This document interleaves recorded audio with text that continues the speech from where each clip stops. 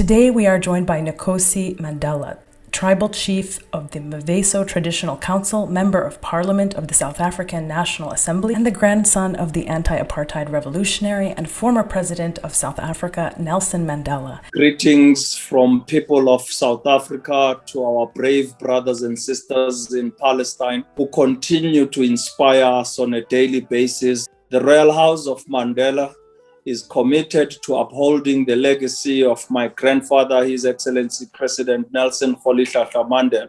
There is no cause more worthy of our support than that of the Palestinian struggle.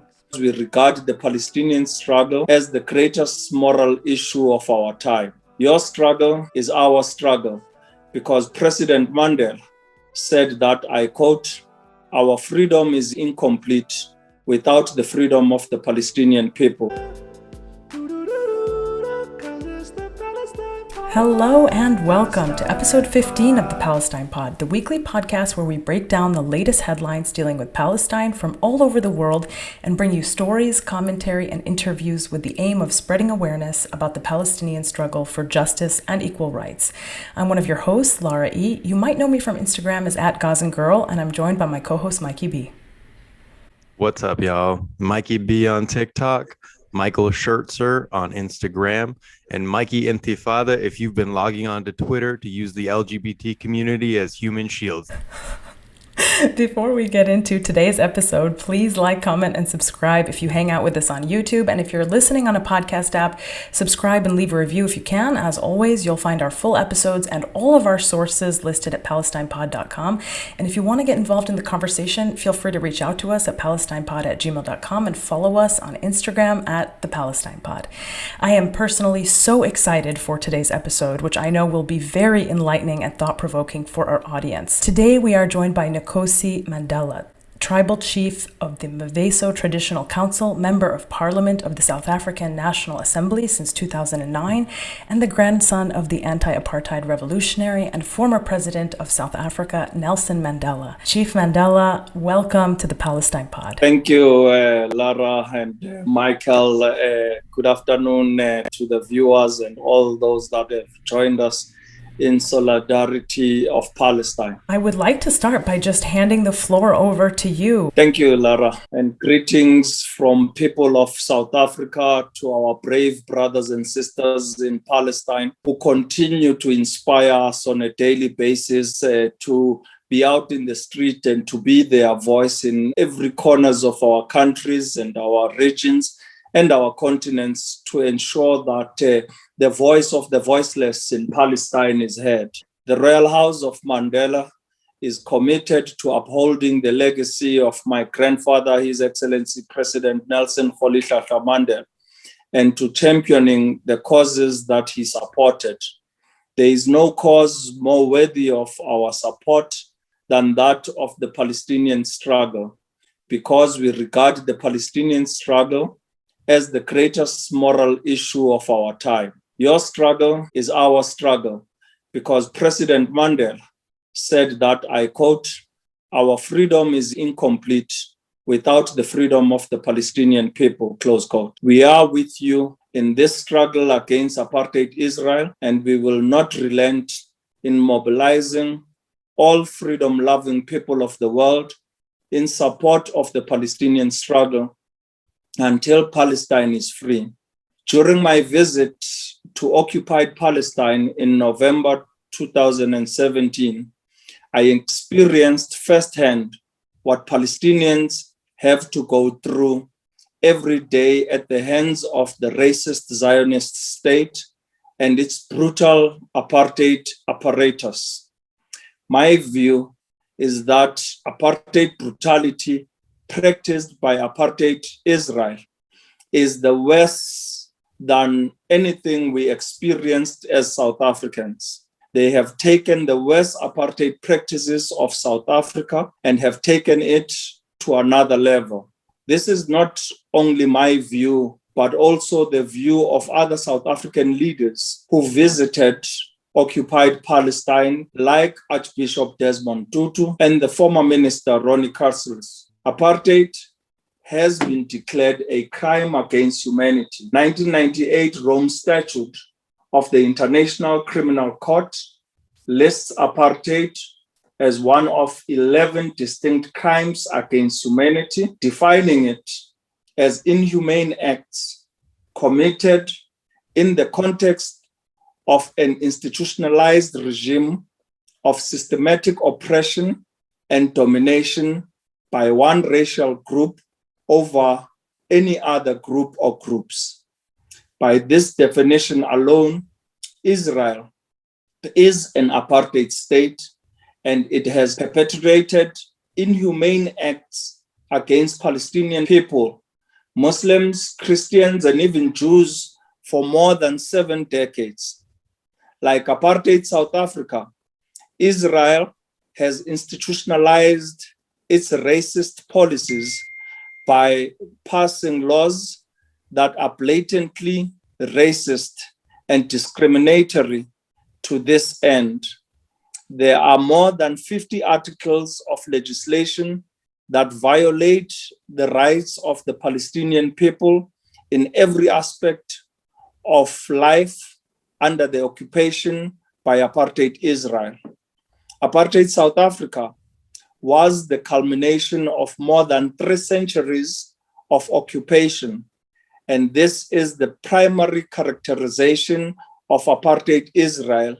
It is nothing less than an illegal occupation of Palestinian lands perpetuated under the myth of a land without a people for a people without a land.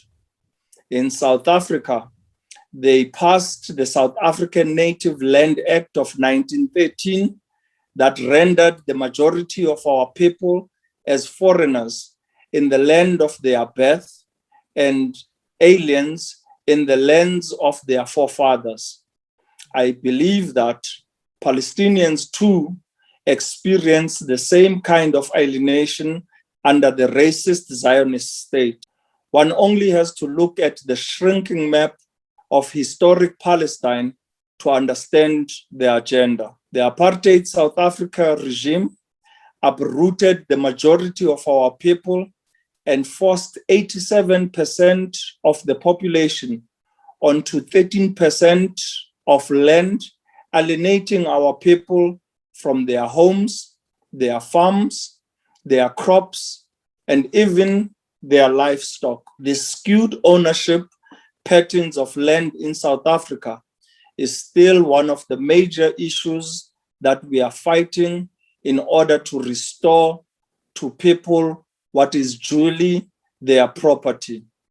This is exactly what apartheid Israel is doing to the Palestinian people, and the struggle of the families of Sheikh Jarrah and Silwan is what we have ourselves experienced. The apartheid regime in South Africa passed the notorious Group Areas Act, which removed people from their homes in areas like Sussiya Town, Fetus, and District 6.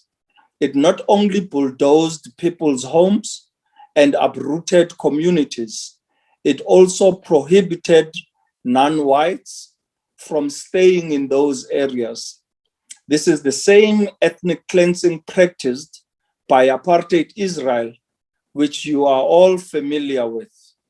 The apartheid South African regime was brutal and carried out extrajudicial killings, assassinations, and indiscriminately bombed neighboring states and destabilized the frontline states for supporting the liberation struggle, very much the same way that apartheid Israel is doing today. Like its sister apartheid state, South Africa, apartheid Israel has seized resources, land, water, and monopolized the economy to strangle the Palestinian economy and destroy its viability. The fight for the liberation of Palestine must also learn from our own struggle against apartheid South Africa by strengthening internal unity, global solidarity, of the international anti-apartheid movement and the greatest weapon of the Palestinian struggle in our time is probably the boycott, divestment, and sanctions movement. We must do more to strengthen this dimension of our struggle for Palestine. One of the most significant sides of struggle against apartheid Israel is the support it receives from Western colonial powers, the USA and the United Kingdom. The latter is responsible for creating the original land grab of Palestine, and the USA is the lifeline of apartheid Israel and its greatest ally. The racist apartheid South Africa regime was likewise propped up by the imperialist powers, but we have a date with destiny. Already, the American public is waking up to the genocide, ethnic cleansing, and crimes against humanity that their tax dollars are paying for. We must and will continue to fight this war against apartheid Israel on all fronts until Palestine is free. I thank you. Wow. Nkosi Mandela woke up and chose facts today, y'all. Thank you so much for that glorious introduction. You have touched on so many of the parallels that exist between the Israeli apartheid regime and apartheid South Africa. Everything from using the law to carry out ethnic cleansing to the shrinking spaces that Palestinians are allowed to inhabit on their own land. We even refer to these enclaves in the occupied West Bank as Bantustan, so we know very well experience that was also lived by our brothers and sisters in South Africa. And this, of course, was after the initial major land grab, which took place in 1948 with the Nakba, when 78% of historic Palestine was taken from us for the establishment of the apartheid state. You also touched on the importance of BDS and how the imperial powers propped up both apartheid South Africa and apartheid Israel. These are all themes that I would love to explore with you in more detail. So maybe just to start, I know that you cited to Nelson Mandela's infamous quote that he famously declared on December 4th, 1997, where he said that we know all too well that our freedom is incomplete without the freedom of the Palestinians. And this is a quote which has personally inspired and continues to inspire me throughout all of my activism work. History has confirmed for those who were not sure that Nelson Mandela was undeniably a freedom fighter on the side of truth and justice, although the mainstream narrative did not always paint him in this light. He was, after all, imprisoned by the apartheid regime for almost 30 years. But that's why it's so key for me as a Palestinian to rely on his solidarity. It lifts us and our movement up. Maybe to start, can you speak about the deep bonds between Palestinian liberation activists and South African anti-apartheid activists going back to your grandfather's generation, and give us your views on why anti-apartheid South Africans care so much about Palestinians? Lara, I think first we need to speak to the manner President Mandela has always been depicted in the public space as a peacemaker and a man of peace. And then an entire life that he led of our struggle for liberation is automatically erased by that notion. Madiba was a revolutionary at heart. He was an activist. He was the first volunteer-in-chief during the Defiance campaign in the early 50s when they rejected the unjust laws of the apartheid regime in South Africa. So he led by example. He never wanted to sacrifice his own people, if not sacrificing himself first. So we want to always correct that depiction of the man. If you are speaking about President Mandela, then you must be able to speak holistically about the man, his early life, his early years in the struggle for liberation, his contribution. And we always speak about his visit to 16 countries in Africa. Pre his incarceration, he went right around the continent, mobilizing for our struggle for liberation. But again, he's always been outspoken, not only about the role of his brother in arms and comrade, President Yasser Arafat, but has also spoken at length about the role President Muammar Gaddafi or Colonel Muammar Gaddafi, as well as President Fidel Castro. He's often said to us and publicly spoken to this, that these countries, that being Palestine, Libya, and Cuba, not only supported us in words, but they supported us in resources and effectively supported us right to the heat in our fight against a brutal oppressive regime, that being the apartheid regime of South Africa. And therefore, them as political prisoners incarcerated for life on Robben Island drew immense inspiration from the Palestinian people, from Comrade President Yasser Arafat. And they knew then that they would realize their freedom in their lifetime because of the support that the Palestinians were giving to us. And I often tell Palestinian people that today I've been able to receive my grandfather home as a free man, to spend 23 years with him as a free man. And that is all thanks to Palestinian people, as well as the global community who was behind the anti-apartheid movement. And so we know very well what he meant when he said that our freedom is incomplete without the freedom of Palestinian people, because that is rooted in the role that the Palestinian people played in our very own struggle for liberation. We are free today as South Africans because of your role and your sacrifices that you put for us to enjoy these freedoms. And this is why we unreservedly and unshamedly speak out and say that even though President Mandela is no longer with us, he's extended that baton to the next generation of young people and young leaders to voice out on a daily basis in our streets, to speak on behalf of the Palestinians and fight this brutal apartheid regime of the Zionist state of Israel. And we'll continue to doing so because for us, we will not rest until we see a free Palestine. Yes, you yourself are a living example of the deep solidarity shown by South Africans towards Palestinians. You wrote an article for Middle East Eye titled, "My Grandfather, President Mandela, Helped End Apartheid. Let's do the same for Palestine," where you said, quote, "In the same way that you responded to our call for a global anti-apartheid movement and boycotts, I call on people, organizations, and social movements in the UK and throughout Europe who oppose racism and support freedom to rally together to help end Israel's apartheid, as apartheid in South Africa was abolished.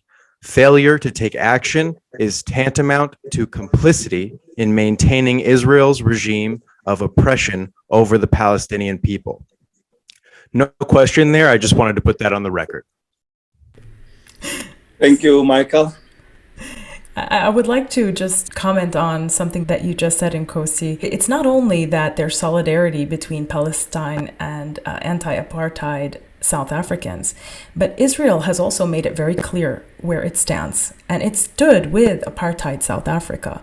We know when we've spoken before on this podcast how Israel armed and funded apartheid South Africa, and how even certain white South African settlers have moved from South Africa to Israel to enjoy the benefits of the apartheid system. There is an entire village, basically, of white South African immigrants. They are occupying Sussiya. They immigrated to Palestine after converting to Judaism. They were part of a church in South Africa, and once it was no longer tenable to live a supremacist lifestyle, all of a sudden they're Jewish and living in Palestine. One of them said in a documentary, quote, "I hope there will be war." And that was the son of a preacher. His farm is leased from the Israeli government. He imports sheep from South Africa. We have always been clear of the role of apartheid Israel during our own struggle for liberation. We firmly believe that South Africa was their testing ground. This is where they wanted to ensure that their practices today are tested in apartheid South Africa. And they were very much behind the brutal apartheid regime of South Africa. And in our own fight for our liberation, it was very clear to isolate the Zionists from the Jewish community in South Africa and Judaism. And this is why we enjoyed the support of the likes of Ronnie Kraslis and Ruth First and many more Jewish leaders that were behind the struggle for liberation in South Africa.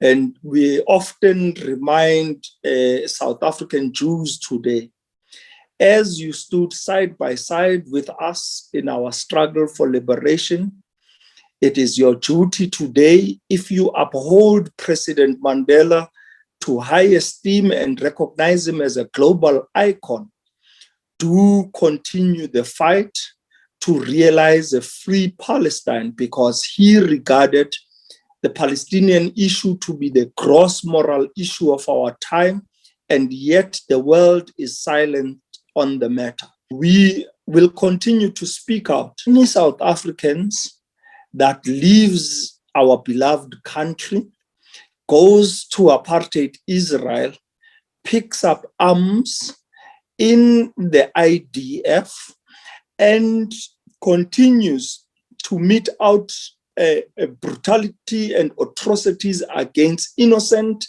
women and children, in particular in Palestine.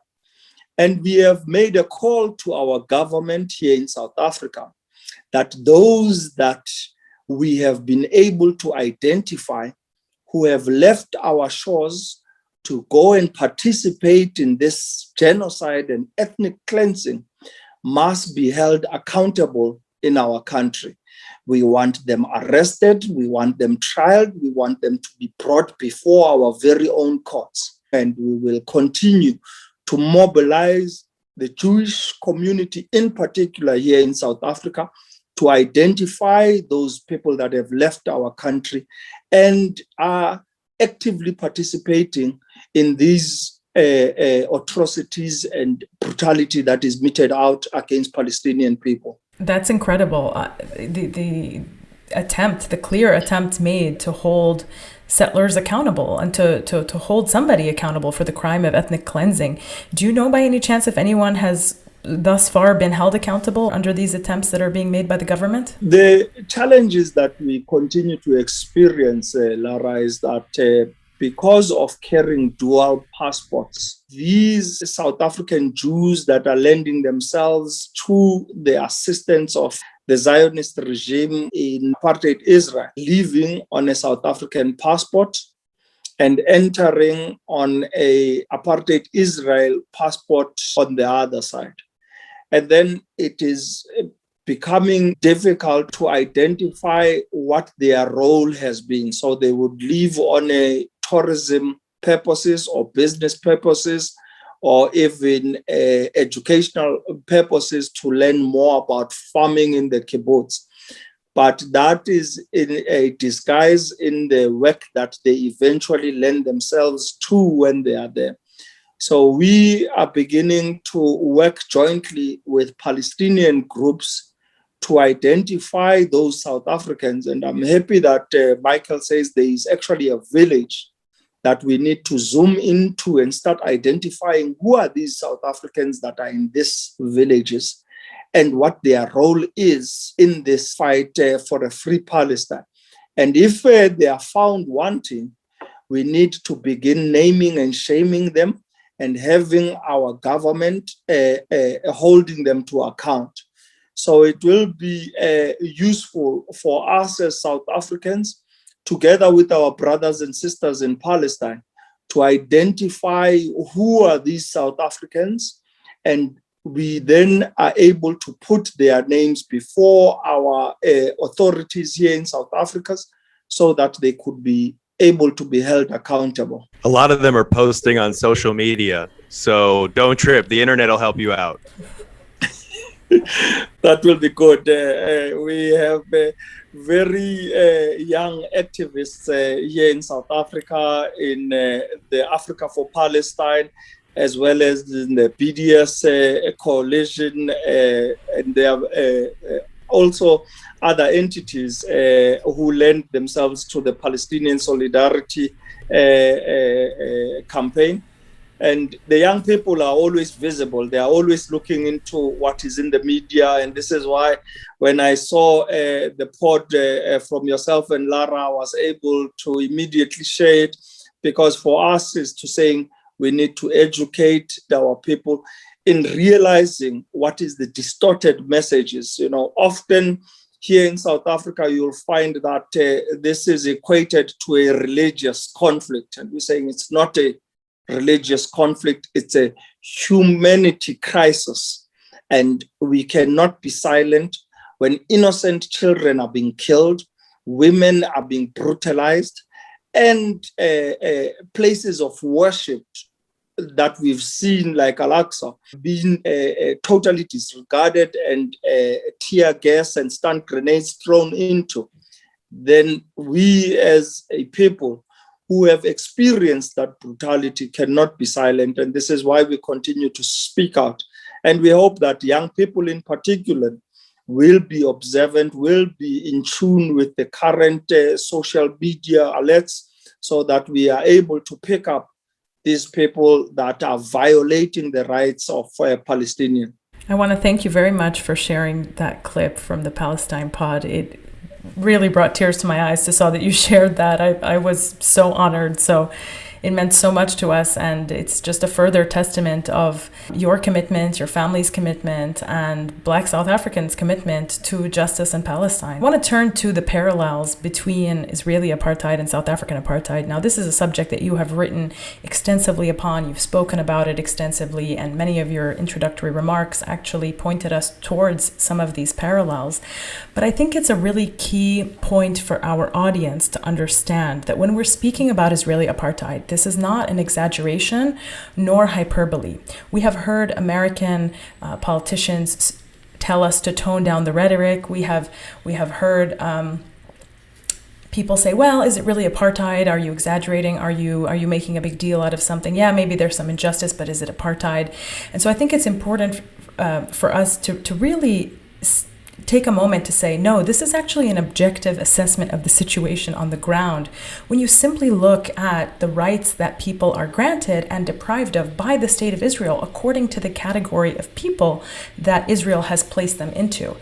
And after you engage in this objective analysis of simply just looking at who has what rights, you can only conclude that Israel is guilty of apartheid. I mean, this is exactly what Beit Salem concluded when they found that there was a regime of Jewish supremacy from the river to the sea.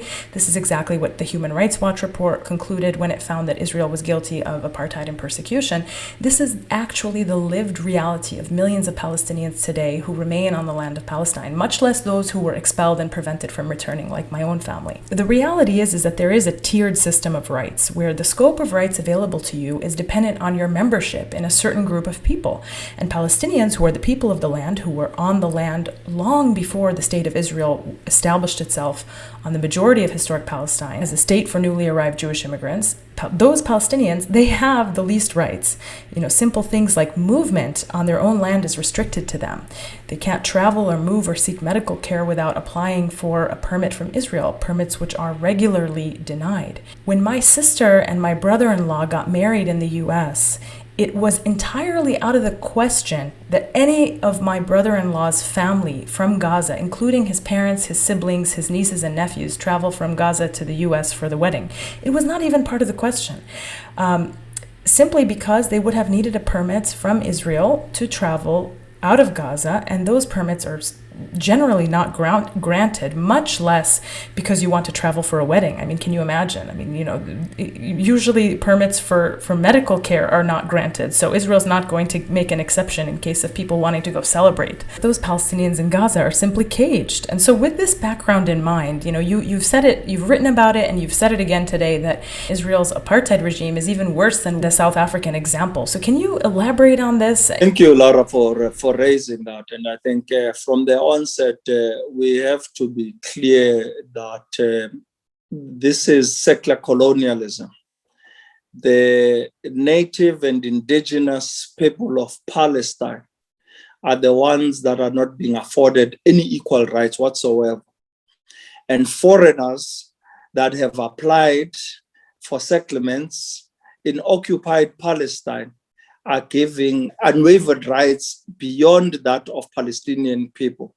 And therefore, you have Zionists coming from Poland, comes to occupied Palestine and enjoys more rights than the local natives and indigenous people of Palestine, which is totally absurd. But let us look at the manner in which ethnic cleansing and this genocide has been meted out.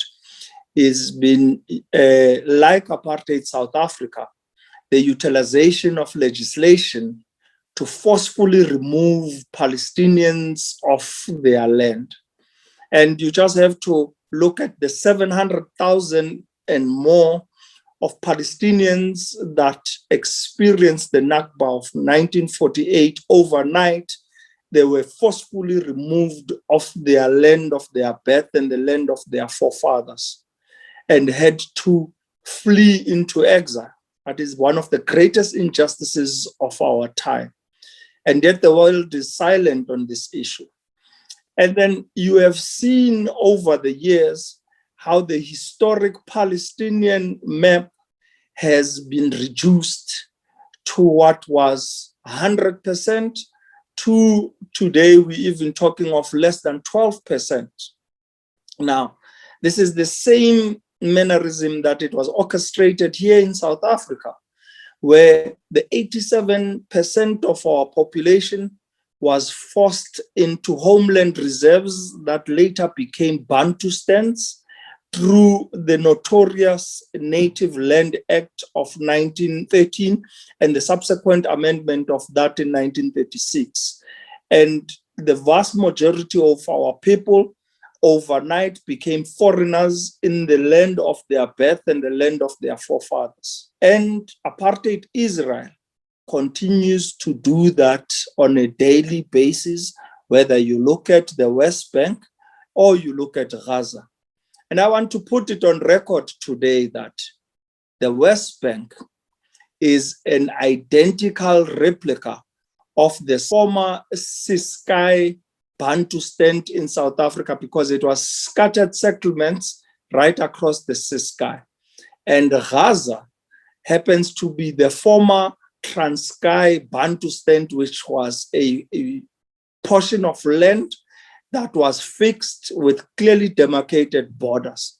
And this is what we are seeing today, that people of Palestine or Palestinians have been confined to Bantustans that we as South Africans fought against and rejected.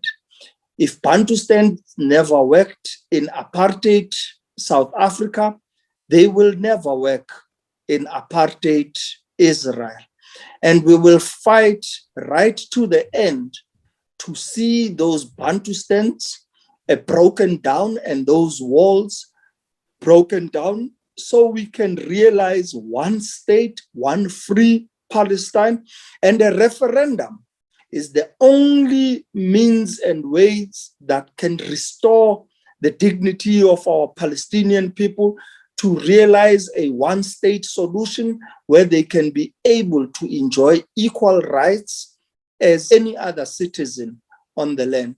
But we have seen how the forceful removals that we experience in Sophia Town, in Fetus, in District 6, that are continuing on a daily basis to be meted out on Palestinians. The latest uproar that we have witnessed in Sheikh Jarrah. And this is why we as South Africans have been vocal on this matter, because we have experienced it, we have seen it, and we will not be silent when our very own brothers and sisters in Palestine are witnessing such an injustice. Foreigners to their land are being given their houses, and not just houses, with furniture included, is what the Palestinian people are being stripped of their dignity, to their homes and their land. And in doing so, these settlers are being given homes that didn't belong to them, nor belong to their lineage. Palestinians have been on this land not for a generation, 2 generations, but for generations before them. And to witness these houses being bulldozed, and Silwa now is the next threat, where over 1,500 Palestinians are being removed from their homes and their lands. And it is what we witnessed. And as South Africans, we see the similarities of apartheid South Africa being carried out today in their worst form in apartheid Israel. And we will not be silent in this. We will continue to take the just moral stand and be a voice for Palestinian people, and fight side by side with them to show the world the clear parallels that we are seeing from our own experience as South Africans. Thank you so much for that answer. From the UN speech in 1990, President Mandela said, quote, "It was strange that the victims of a crime against humanity were being told what procedures were proper to rid themselves of that crime." We often see that the oppressor is always trying to dictate the terms of liberation. In the example of the Palestinian struggle, the Zionist narrative routinely outlaws protests or uses violence, often deadly, against those who do protest. Take a look at the Gaza Great March of Return, where hundreds of refugees in Gaza were intentionally hit by Israeli snipers, including the Palestinian medic Razan Najjar. Take, for example, all of the cases of nonviolent resistance that you have in the West Bank, which for years have been met by violence on the part of the IOF. The Zionists have also been busy trying to outlaw BDS, boycott, divestment, and sanctions in the United States, Canada, and Europe. They certainly do not accept Palestinian armed resistance, which they refer to as terrorism. Taking the example of what worked in South Africa, how can we move past the idea of allowing the oppressor to frame the narrative for resistance? And how important is armed resistance in the struggle for liberation? The oppressor can never dictate the means to a peaceful transition. And I had to witness this myself on my visit to Palestine in 2017, while I had meetings with the Fatah leadership and having met President Abbas and the Vice President. I walked out, and hardly 10 minutes coming out of the meetings, I received a call from the South African Jewish Board of Deputies, which is a strong Zionist lobby in South Africa, saying to me, "Chief, we understand you've just visited the Palestinian leadership, but like your grandfather, we're going to ask of you to visit our Israeli leadership."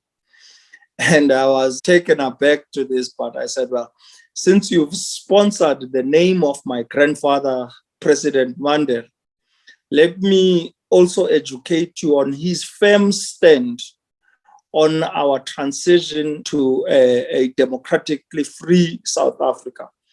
For any means or talks to be held for peace in South Africa, there were 3 conditions that he called for and needed to be met before any engagements could be held.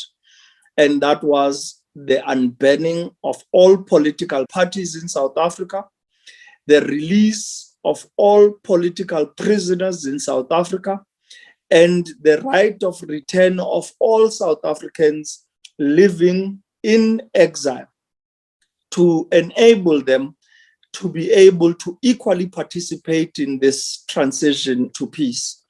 And I therefore turned around to the South African Jewish Board of Deputies and say, unless your leadership in apartheid Israel is prepared to meet these three conditions, I will not waste my time in meeting any of that leadership.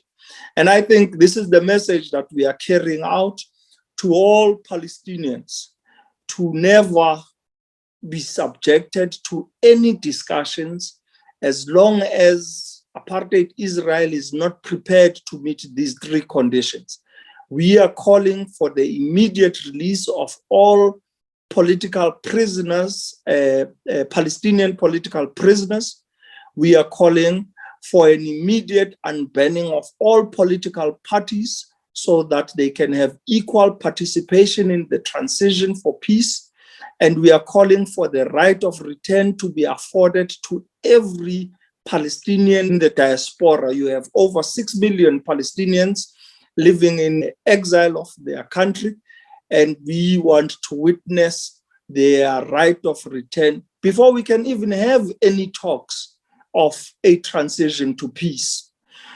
And now you then come to the issue of an arms struggle, which President Mandela was at the center of formation of our very own arms struggle campaign in South Africa, which resulted in being Mkhonto weSizwe and referred to as MK in short. Madiba left the country in January 1962 and visited many African states to go and rally for support for our next level of campaign, which was an armed struggle.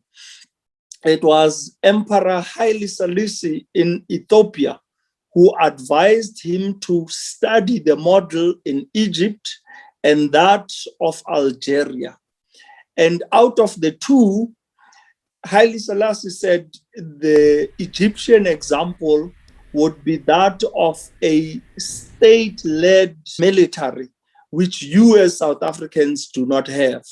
And the suitable example will that be of the Algerians, because they adopted more of a guerrilla arm or militia strategy in fighting the French. Hence, Madiba with Robert Risha went to Algeria and had their military training under General Jamal and Comrade Judy, who was the interpreter, and I had the opportunity to firsthand in 2018 visit Algeria and meet with Comrade Judy, who told us how Algeria opened their doors to Madiba and gave any form of military assistance in ensuring that we can be able to realize our freedom.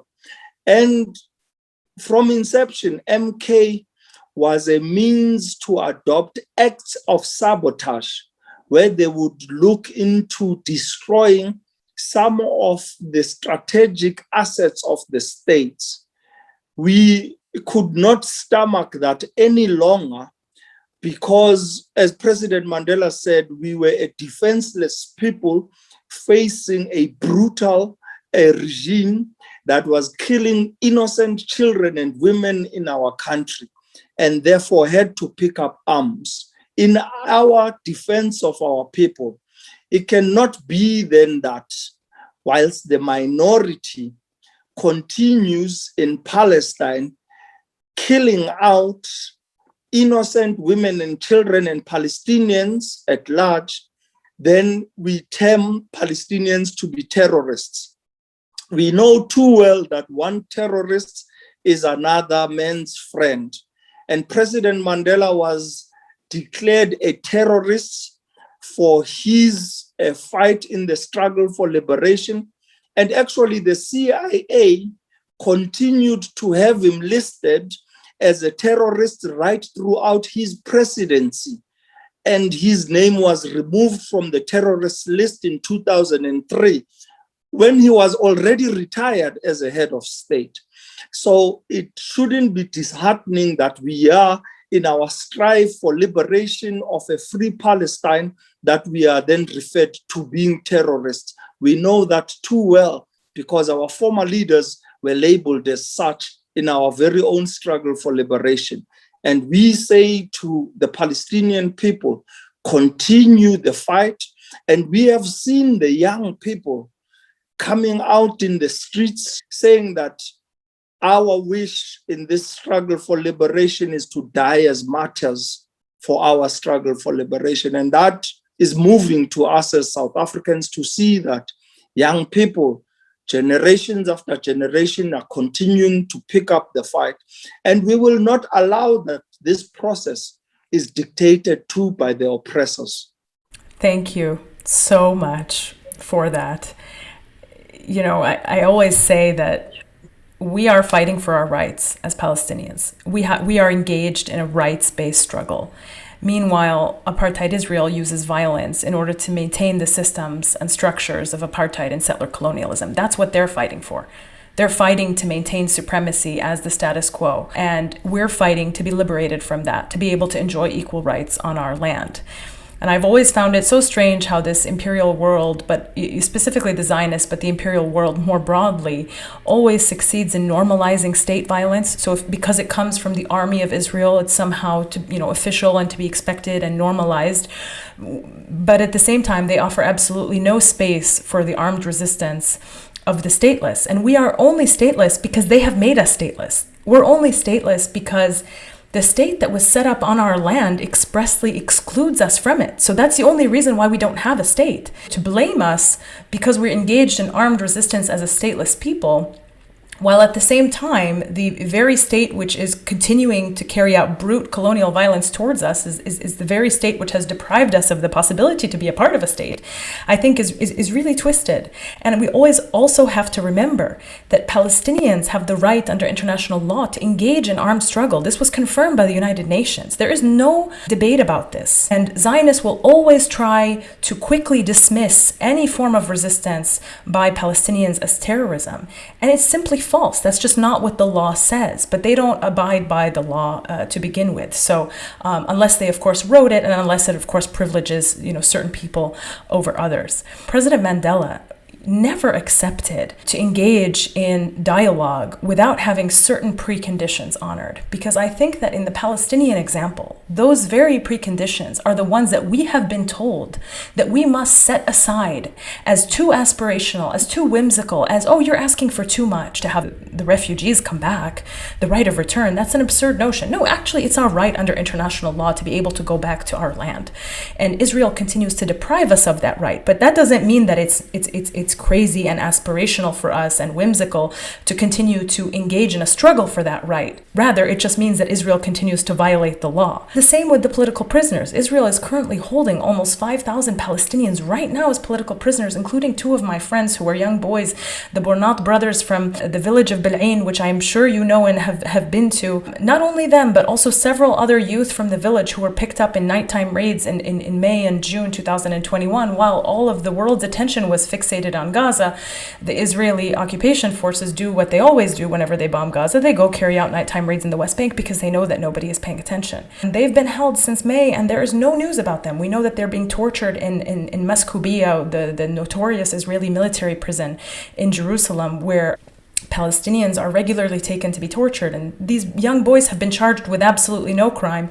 They've been denied their access to their parents. They've been denied access to their attorneys, and we know that they are being tortured because one of the brothers has had a quick 2-minute phone call with an attorney in the weeks that he has now been held, and he has confirmed that they are using torture techniques against him to extract a confession for a crime that he did not commit. So this is what Israel is doing, and we are told that we have to put aside our aspiration that our political prisoners are released before we come to the negotiating table. Well, what's left, right? What's left to negotiate then? And so I think it's so essential that you have given us this advice and this experience that you should never negotiate any of your rights, and that if your oppressor is not willing to meet certain preconditions for, establishing a little bit your humanity, bringing you back up to a certain level of humanity, well, then there is absolutely no space for dialogue. And that's exactly why we say, people always ask us, well, are you ever going to bring a Zionist on and debate them? You guys could debate a Zionist and totally crush them. I say absolutely not. And Michael says absolutely not, because Palestinian humanity is not up for discussion or debate. We don't give space to that kind of ideology. Don't negotiate your rights, and certainly not as a precondition to enter into future negotiations that, whose outcome is absolutely not guaranteed. But unfortunately, that's exactly what the Palestinian leadership has been stuck doing for many, many years, in the Oslo era and post-Oslo. And I think that's why today we're seeing this global uprising that we're seeing, that is led by the grassroots, Palestinians from all across historic Palestine and in exile, coming together as one and saying we're all Palestinian and we're demanding the enforcement of our rights under international law. Lara, thank you for that. I mean, we've continuously witnessed in Apartheid South Africa the imprisonment without trial of our youth, our leaders, and even assassinations. I mean, one of our greatest icons, Solomon Mahlangu, was killed by the apartheid regime and hanged in prison. And we continue to educate our youth about these atrocities of the past that we must never forget. Even today, 26 years post our democracy, we're still fighting the ills of the past. And therefore, we are alive to the daily atrocities that are meted out to Palestinians, children, women, the elderly, and Palestinian men. We are also seeing the waking up of solidarity movements right across the global community. And it is inspiring to us as South Africans to see that, because then it takes us back in time. It takes us into the marches that we saw right across the global community of the anti-apartheid movement. They use to be closer to home, and what is moves us as a family, the Release Mandela campaign. It not only spoke to President Mandela, but it spoke to all political prisoners. We called for their immediate release. And therefore, when we see these atrocities that are daily meted out against Palestinians, we can relate to that. And this is why we are putting them out in the public domain. The news will not carry out these stories. We will carry them out on behalf of Palestinians. And one of our clear calls has been from our own lessons. Every South African living in exile was a voice and an ambassador of our struggle for liberation. And we call on the Palestinians in the diaspora to be the voices and the ambassadors of their own struggle for liberation. Do not go into these countries and assimilate and enjoy the surroundings there. You have a home, you have a land, you have a country of your own, which is Palestine, which we will not rest until we see you liberated and free, enjoying equal rights like any other citizen. We want to say, Lara, that in our own experiences, let us not relent in speaking out against apartheid Israel. And I think on this one, we must call for the unity, first and foremost, within the Palestinian people, at civic associations or civil rights activists, at political parties, both Hamas and Fatah and any other political party in Palestine has to unite. We as South Africans had to set our differences at the political party level, whether it be the African National Congress whether it be the Pan-African Congress or any other, and regard ourselves as an oppressed people facing one common enemy, that being the white supremacists and their brutal apartheid regime. And it was only then, when we regarded ourselves as an oppressed nation and united behind the United Democratic Front known as UDF, we were able to rally the masses of our people. And we are therefore making that call to Palestinians to unite as oppressed people of Palestine and fight a common enemy. And your enemy is the Zionist state of apartheid Israel. And we need to ensure that we make a global call to the atrocities that they continue to carry out against a defenseless society. It's not Palestinians that carry arms. It is the brutal state of apartheid Israel that is probably the fourth largest army in the world. And that narrative needs to be put out there so that we can be able to rally the masses. What we've seen in London over the past few weeks has been inspirational. It takes me back in time when I was a youth, visiting my mother and Oliver Tambo and Adelaide Tambo in London, and seeing a vast majority of people in London coming out into the streets and gathering in front of Trafalgar Square, in front of South Africa House, and speaking out against apartheid South Africa. You did it for us as South Africans, and we are making that same call that you liberated South Africa with your support, and with you standing side by side with Palestine, we can yet again defeat this brutal apartheid regime of Israel. Keeping on the theme of methods of resistance to apartheid, I want to turn to the importance of direct action. 3 weeks ago, South African dock workers refused to offload cargo from an Israeli ship in protest against the latest genocide in Gaza.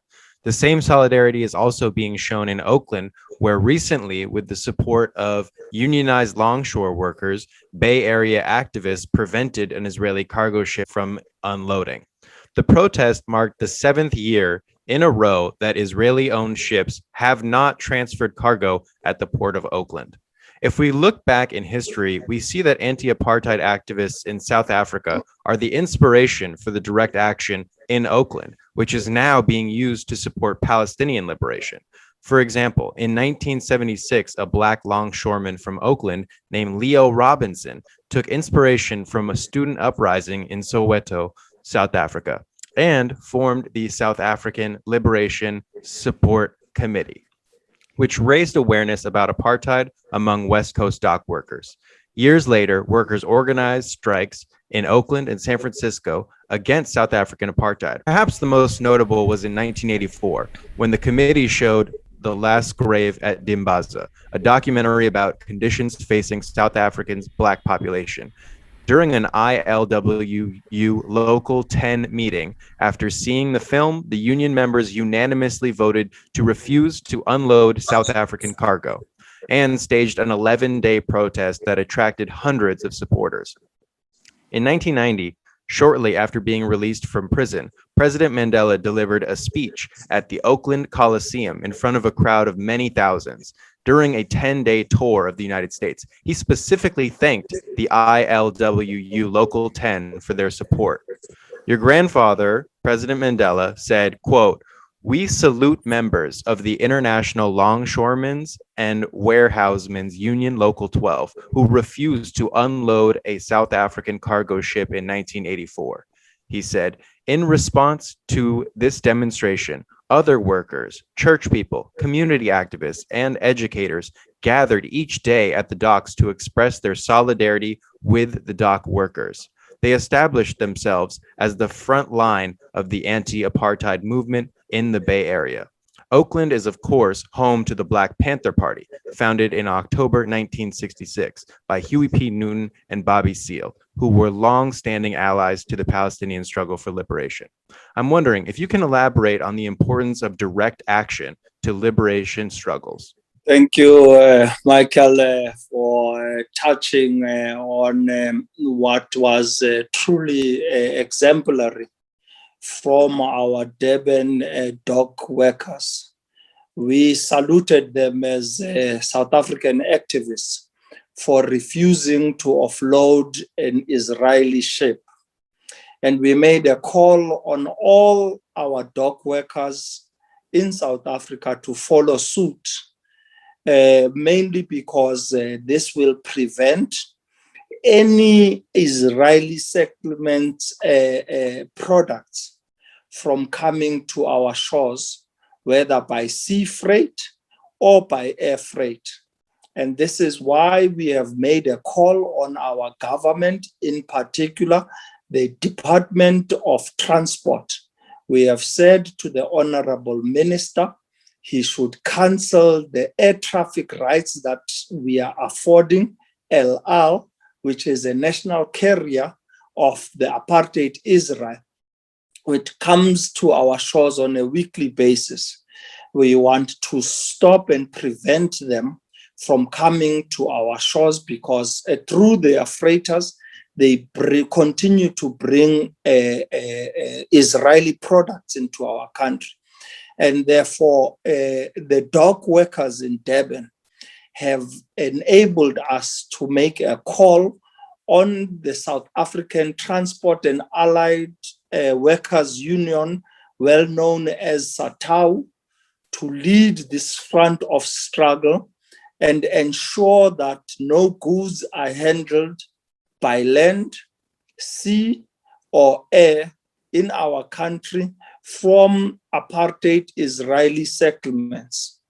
These dock workers follow on the footsteps of many dock workers we've seen in our support for our struggle for liberation, which include Nigeria, Ghana, Somali, the United Kingdom, Trinidad, and Tobago, and also the USA. You've mentioned, Michael, San Francisco Bay's role in refusing to handle any ships coming to the Bay Area. But also in Sydney, Australia, they were able to likewise refuse to handle any South African goods coming on their shores. We have therefore, as activists on the ground, made a call to all unions and shop workers all over the world to refuse to handle any Israeli produce. And this takes me back to memory lane because my very own mother, Nolusapo Rose Rainey Mandela, used to be living in Leighton Buzzard in the mid-80s, a small town outside London. And she would every day without fail go to the shops and go into the supermarkets and identify all products coming from apartheid South Africa. And she would be able to educate the shoppers to desist from buying any products from apartheid South Africa. But one of the inspiring young people to us was none other than a 21-year-old Mary Manning from Dublin, who used to work at the Duns store and refused to handle any South African products that were being sold at Duns. That culminated in a 3-year-long boycott action that led to the Irish government eventually adopting a ban on the importation of South African goods. We therefore want to applaud the Irish people and Ireland for their strong stance they continue to carry out today in support of the Palestinian people, and for ensuring that they continue the fight to realize a free Palestine. We then utilize these moments, Michael, to call on all unions, NGOs, as well as CBOs to intensify the boycott, divestment, and sanctions campaign. We must put pressure in particularly on our own governments right across the global community to cut all diplomatic, trade, as well as cultural ties with apartheid Israel. This leads us right into our next question. I want to turn to boycott, divestment, and sanctions. In a 2018 article where you explored the parallels between Israeli and South African apartheid, you wrote that South Africans also know that effective resistance to apartheid requires international solidarity, and that just as allies around the world were vital in our struggle for freedom, the spirit of internationalism lives on in the nonviolent boycott, divestment, and sanctions movement, supporting the Palestinian liberation struggle. Since 2005, Palestinian civil society has put out the call for BDS as a way to build worldwide resistance movement to Israeli apartheid and occupation, inspired very expressly by the boycott movement that helped end apartheid in South Africa. You've also said in a 2019 speech at the Palestine Expo that the battle for liberation must be waged on multiple fronts. You named cultural, academic, trade, political, diplomatic, sports, communication, and most of all, the battle of the hearts and perception. So can you elaborate on the different modes of resistance and give us your view on how boycott fits into the larger picture of resistance more generally? Thank you, Lara. I think BDS right now is the biggest thorn as far as apartheid Israel is concerned. And I think for us and activists right across the globe, our focus has been at that level, because then it unites all Palestinians right across political lines, right across religious groups, right across any worker formations, to say that we have a common enemy, that being the Zionist apartheid regime, Israel, and we need to ensure that at all fronts and at all levels, we have a common strategy in fighting for the realization of a free Palestine. And I think at this notion, you want to then open it up in its entirety. And one thing that is very close to heart to me has always been young people, and the role children in Palestine are playing. And I'm already educating my 3-year-old twins, as well as my 4-year-old son, in being able just to formulate the sentence, free, free Palestine, because that is rooted in what we want to instill in the next generation of leaders, not only in Palestine, but right through our global community. And therefore, young people at all levels, whether be at the primary school level, whether be at the high school level or in colleges and universities, need to be vocal on this issue. In student formations, this needs to be placed on their agenda to speak on behalf of oppressed nations in Palestine and across the global community. Young people must be a voice of change. They need to fight the demons that we continue to face on a daily basis throughout the globe. But also we want to reach out to workers right across the global community to take up the fight for a free Palestine.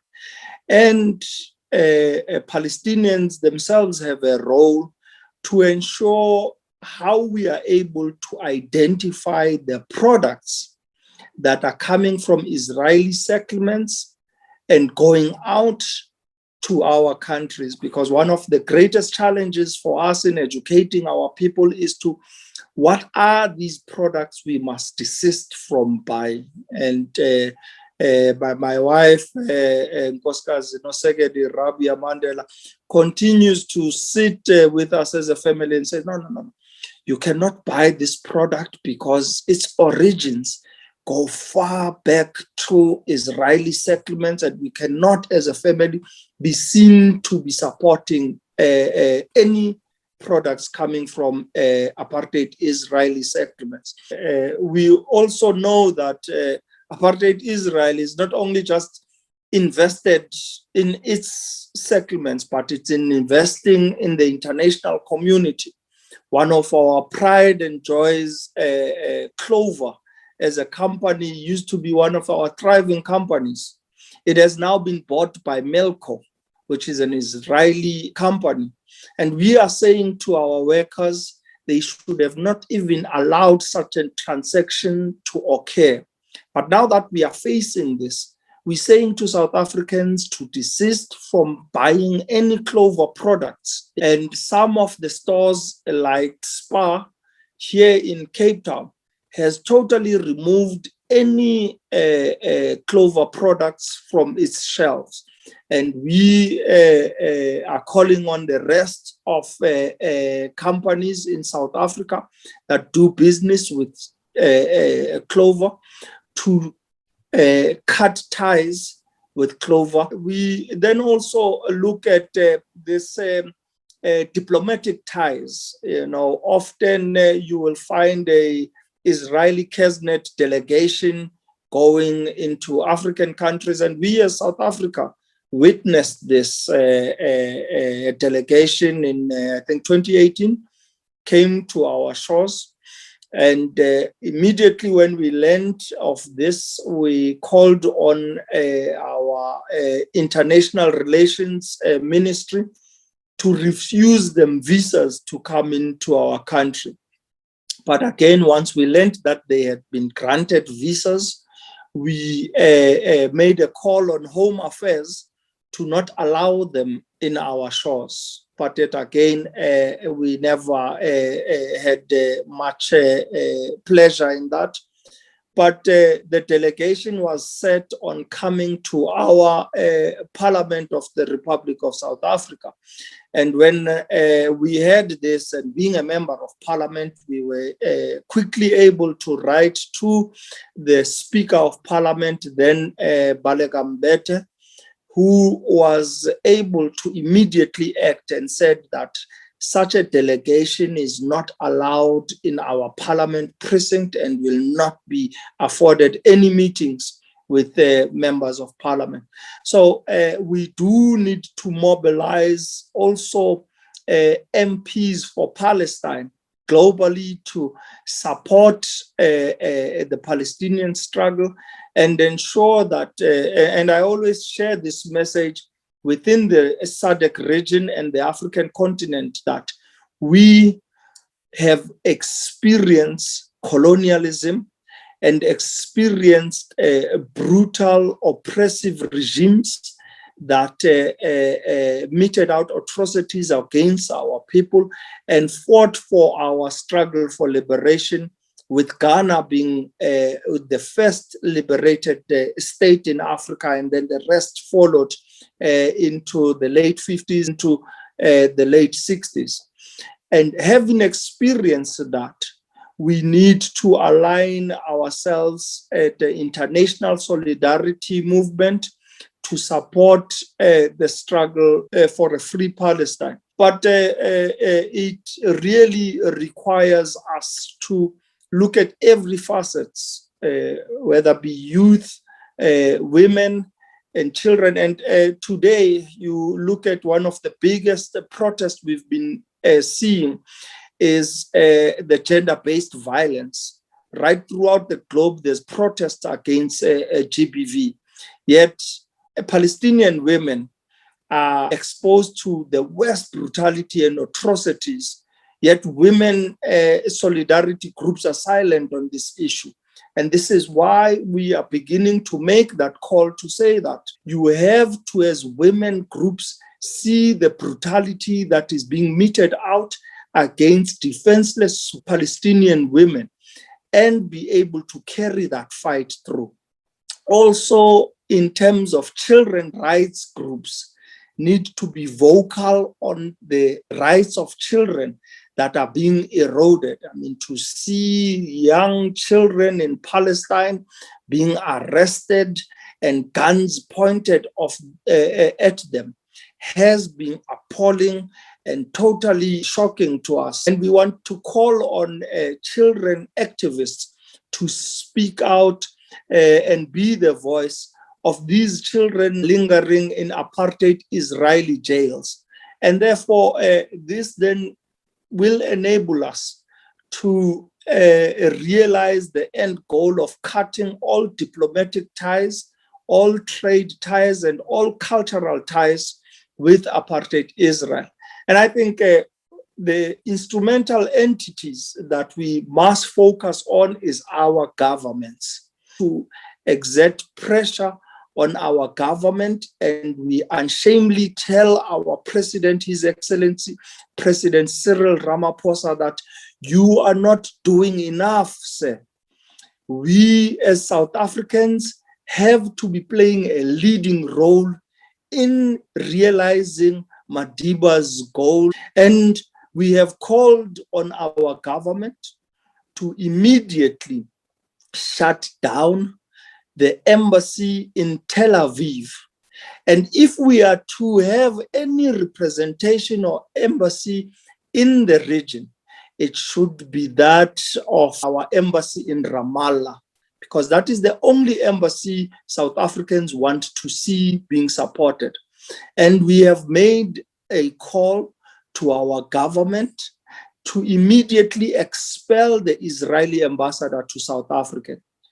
And South Africans right throughout political party lines, and we have seen of late, Lara and Michael, political parties as from the majority party being the ANC, the Economic Freedom Fighters, the National Freedom Party, NFP, the United Democratic Movement, UDM. We have also seen Al-Jamaa, Good, coming together and saying this is not a political issue. This is a South African issue. It cannot just be in words, because as President Mandela says to us that Palestinians supported us right to the heat, not in words, but in resources, in capital and in military training and with military equipment to fight the brutal apartheid regime of South Africa. And this is our time to ensure that we become the leading voice where it comes to the Palestinian struggle. Keeping on the same topic, pressure has been mounting on South African president to cut all ties with Israel following the latest genocide in Gaza. Speaking to France 24, the South African president said, quote, "This for us is very close to our own suffering." He condemned the occupation, but as you mentioned, he didn't take any action to cut ties, expel ambassadors, or pursue sanctions. Why do you think that is? And what can we do to help you continue to put pressure on him to cut ties with the Israeli apartheid regime? Michael, it's a simple answer. The Zionist lobby in South Africa is strong, and we believe some of our political leaders might be compromised.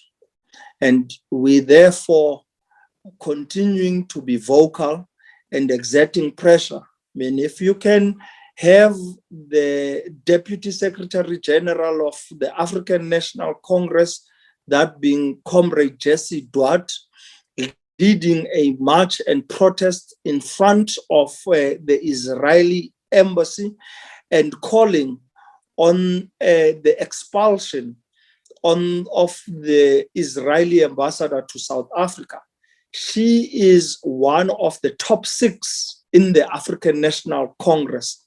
and therefore one of our leading figures, if she can make that call and government is resisting in its implementation, clearly shows you that we have been compromised at a certain level, and we have to look within as the African National Congress, the support that was afforded to us, exposing these challenges that we are having.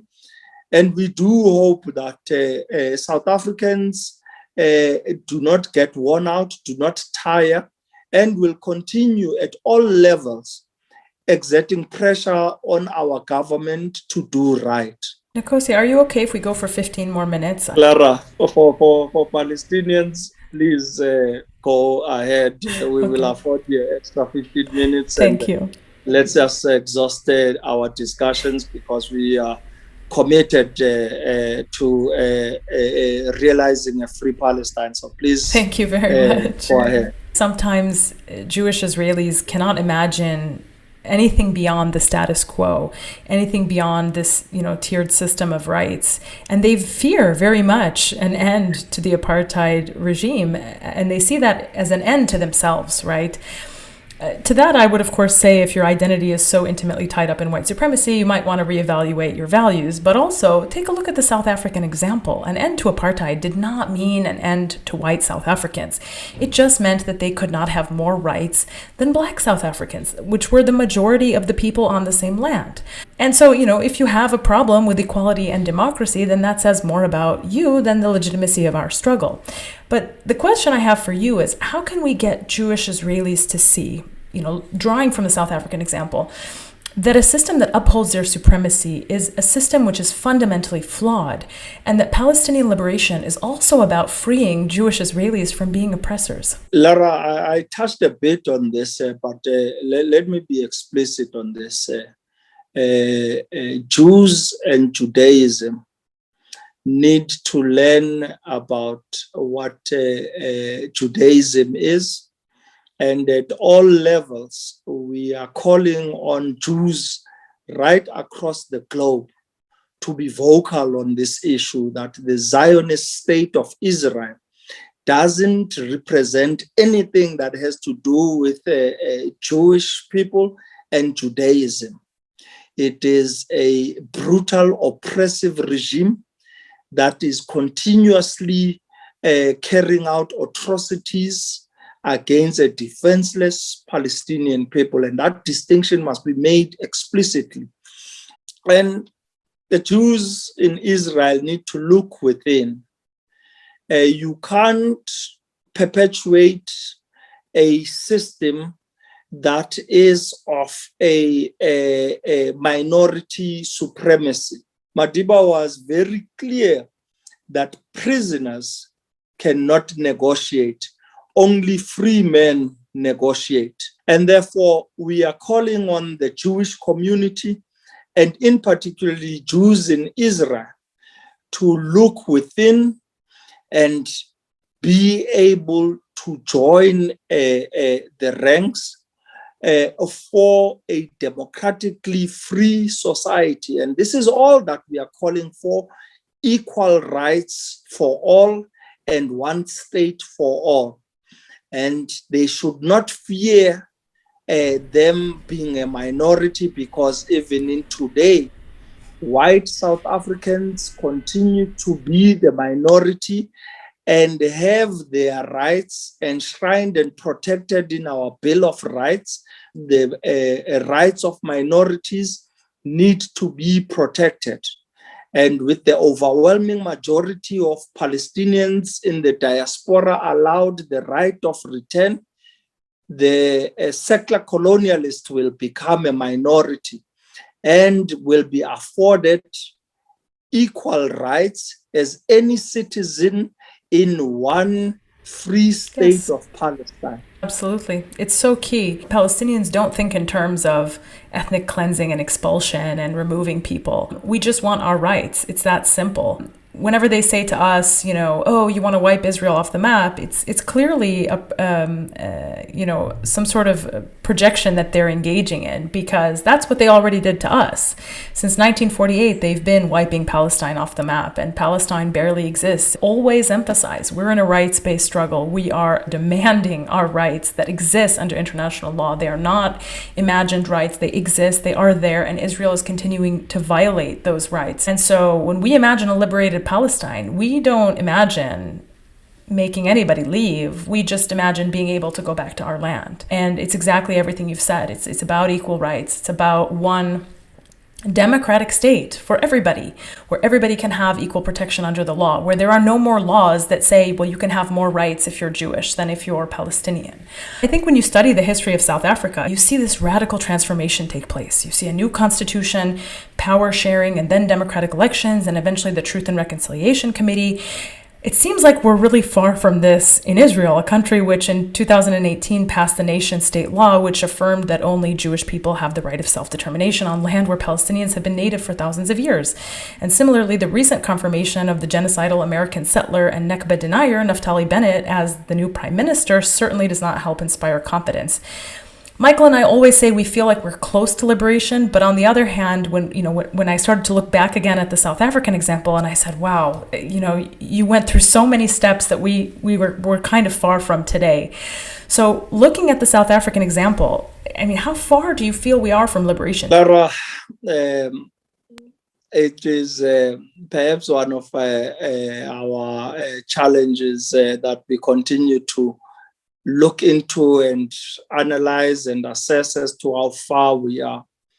And perhaps I would draw to what was the final push for us as South Africans, perhaps because we are on the eve of June 16, where we saw in Soweto in 1976 an uprising of young people denouncing Afrikaans as a medium of instruction, and therefore saw an overwhelming majority of young people join the armed struggle and join the protest for realizing our liberation. It was Madiba's call in the mid-80s when he said to our young people to render the country ungovernable.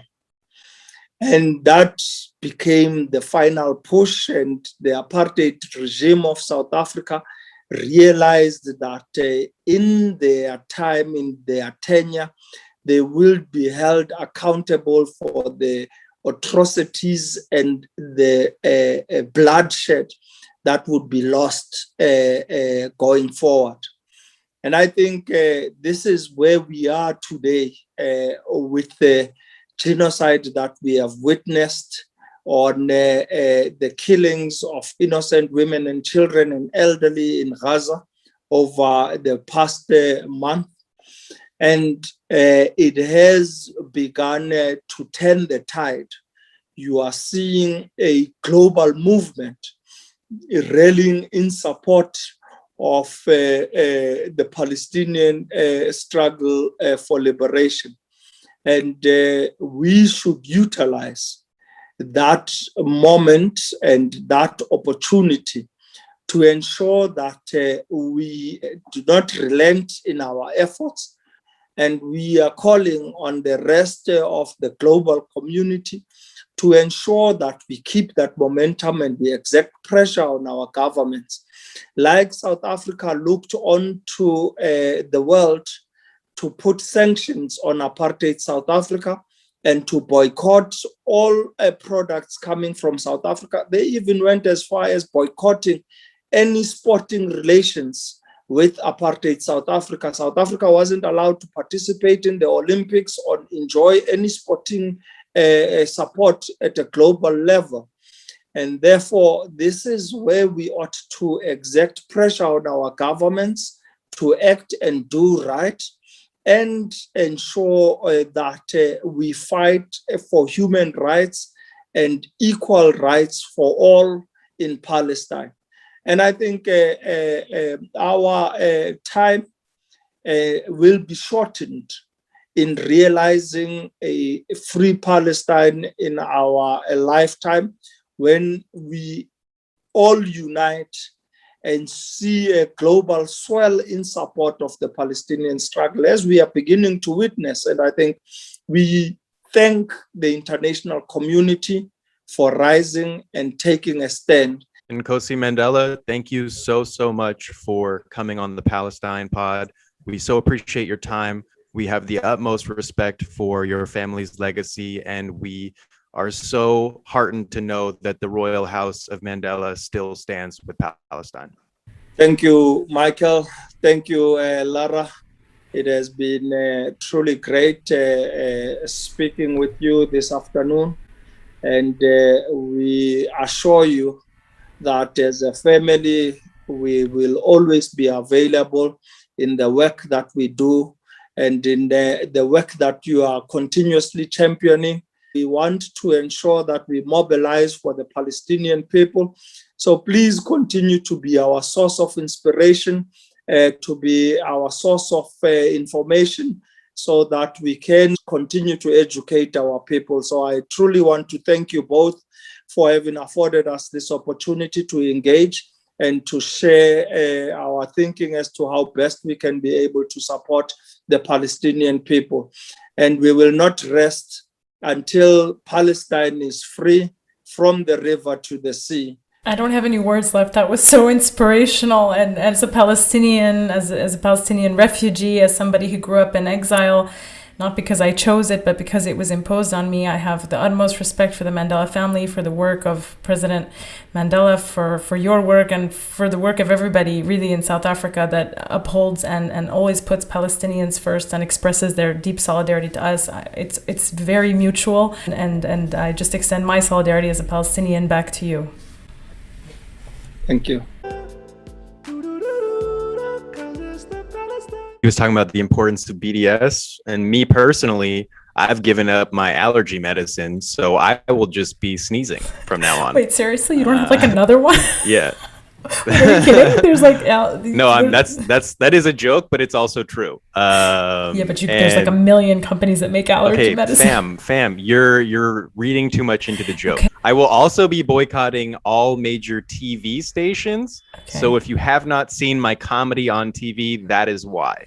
Okay. That is the only reason why I have not been on TV.